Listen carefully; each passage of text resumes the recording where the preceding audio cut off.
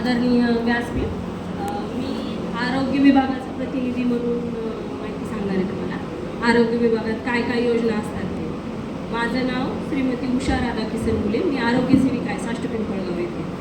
तर आरोग्य विभागामार्फत ज्या योजना राबवल्या जातात त्यामध्ये प्रथमतः गरोदर माता आणि लहान मुलांविषयी आहेत, ज्यामध्ये गरोदर मातांची नोंदणी केल्या जाते।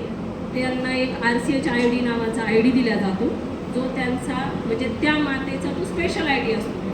ती ID टाकली की त्या मातेची सगळं माहिती ओपन होते।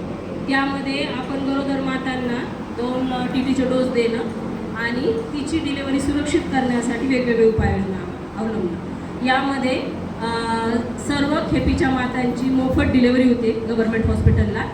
तर त्यासाठी 108 आणि 102 ही गाडी आहे आपल्याकडे। आपण त्या गाडीला फोन केला असता ती गाडी आपल्याला घ्यायला येते आणि डिलिव्हरी झाल्यानंतर ती गाडी तुम्हाला घरी पण आणून सोडते। हे झालं गरोदर मातेविषयी। बालकांविषयी 0 ते 5 वर्ष, 5 ते 16 वर्ष ह्या वयोगटातील मुला-मुलींना लसीकरण केलं जातं। तसेच ॲनिमिया मुक्त भारत या योजनेअंतर्गत आठवड्याला एक गोळी दिली जाते शाळेमध्ये। ही झाली ॲनिमिया मुक्त भारत। आणि याच्यामध्ये ज्या आपल्या फायनान्शियल योजना आहेत, जसे की प्रधानमंत्री मातृत्व वंदन योजना, JSY, बुडीत मजुरी, ह्या आपल्याकडे 3 योजना आहेत। प्रधानमंत्री मातृत्व वंदन योजना ही पहिल्या खेपेच्या मातेसाठी सर्वांसाठी आहे। ते ओपनमध्ये असो, SC ST असो आणि प्रत्येक जाती धर्मासाठी आहे। यामध्ये नोंदणी केल्यानंतर 1000, 7 महिने पूर्ण झाल्यानंतर 2000 आणि बाळ 1.5 महिन्याचं झाल्यानंतर 2000, असे टोटल 5000 रुपये मिळतात। यासाठी तुम्हाला रहिवासी प्रमाणपत्र, ई-श्रम कार्ड, आधार कार्ड हे डॉक्युमेंट द्यावे लागतात। आणि तुमचं आधार कार्डला जे अकाउंट लिंक असेल, आधार बेस आहे, त्या अकाउंटला ते पैसे जमा होतात। दुसरी योजना आहे जननी सुरक्षा योजना। यामध्ये मातेला 700 रुपये दिले जातात। ते पहिली खेप ते म्हणजे तुम्ही 4थ्या 5व्या खेपेपर्यंत पण त्याचा लाभ घेऊ शकता। यामध्ये ती माता एकतर BPL मध्ये असली पाहिजे किंवा SC ST असली पाहिजे। त्यासाठी दारिद्र्यरेषेचे प्रमाणपत्र, तुमचं जातीचा दाखला, तुमचं 8 लाखाच्या आत उत्पन्न पाहिजे, तुमचं अकाउंटचं झेरॉक्स आणि आधार कार्डची झेरॉक्स, आणि जे आमच्याकडून तुम्हाला एक कार्ड दिलं जातं गरोदर मातेला, त्या कार्डची झेरॉक्स लागते।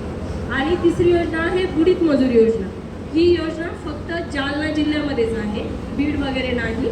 यामध्ये जे जातीमध्ये आहे SC ST आणि BPL, ह्या मातेला 8 महिन्यानंतर काम करावं लागू नये म्हणून 8व्या महिन्यात 2000 दिले जातात आणि डिलिव्हरीनंतर 6 महिन्यापर्यंत 2000 दिले जातात। पण आता मध्यंतरी ते 8000 आपण डायरेक्ट 4000 डिलिव्हरीनंतर असतो। प्रधानमंत्री मातृत्व वंदन योजनेमध्ये अजून एक योजना आहे, म्हणजे तीच योजना आहे, फक्त जर दुसऱ्या खेपेला मुलगी झाली तर ती योजना आहे आणि तिला 6000 रुपये।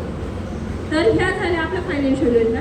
आरोग्य विभागातर्फे गरोदर मातेची नोंदणी होती, तिचं लसीकरण होतं, लहान मुलांचं लसीकरण होतं। NCD म्हणून नवीन एक प्रोग्राम आपण अवलंबला आहे। त्यामध्ये 30 वर्षाच्या सगळ्या पुढचे जे लोक आहेत त्यांचं BP आणि शुगर तपासल्या जातं। कॅन्सरसाठी म्हणजे आहे, पण ते बऱ्याचशा म्हणजे कॅन्सरची व्हॅन येते आणि तिथे तुमच्या नागरिकांची तपासणी होते। पॉझिटिव्ह आला तर तुमची अंबड जालना येथे ट्रीटमेंट, आणि BP शुगरची मात्र शहागड आणि उपकेंद्र लेवलवर मेडिसिन उपलब्ध आहे। आणि याचबरोबर मोतीबिंदूची तपासणी प्लस त्याचा शस्त्रक्रिया।